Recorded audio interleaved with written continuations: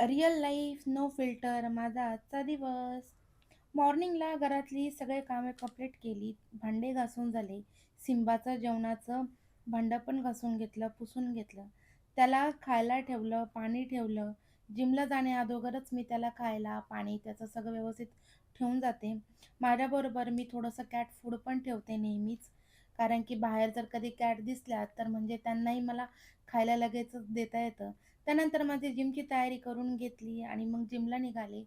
फ्रेंडला घेतलं, त्यासोबत आम्ही जिमला आलो. जिम करून घरी आल्यावर फ्रीजमधलं थंडगार वॉटरमेलन काढलं, ते कट केलं आणि ते खाल्लं. असं बाहेरून उन्हातून आल्यावर फ्रीजमधलं गारगार कलिंगड खायला भेटल्यावर खूप भारी वाटतं ना. त्यानंतर मी माझी साड्यांची बॅग काढली. नेक्स्ट वीक एंगेजमेंट आहे. कुठे आहे, कोणाची एंगेजमेंट आहे, हे माझ्या येणाऱ्या व्लॉगमध्ये तुम्हाला कळेलच. पण त्यासाठीच मी आधीच कुठली साडी मला नेसायची हे मी ठरवून घेते.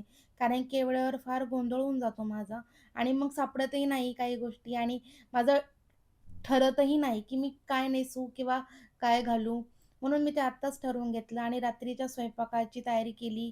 मस्तपैकी खिचडी केली आणि डीप फ्राय नाही, खूप कमी तेलामध्ये, थोड्याशा तेलामध्ये पापड तळून घेतले.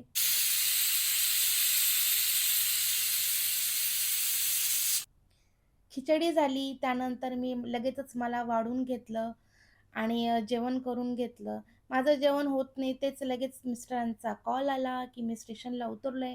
मग त्यांना घ्यायला स्टेशनला गेले. येताना आम्ही मेडिकल शॉपला थांबलो. माझा शॅम्पू संपला होता, तो घेण्यासाठी आम्ही थांबलो.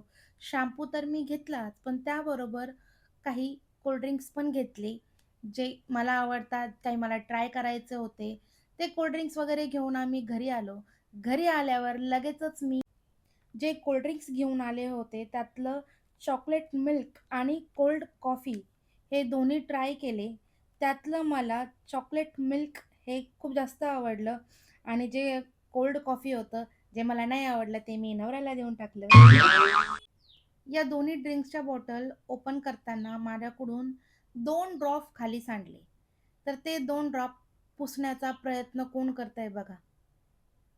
लिटरली सिम्बा ते खाली सांडलेले 2 ड्रॉप पुसण्याचा प्रयत्न करतोय. आता हे ड्रॉप सांडले जे त्याच्याकडून पुसणार नाही, आता हे त्याला कोणी सांगणार?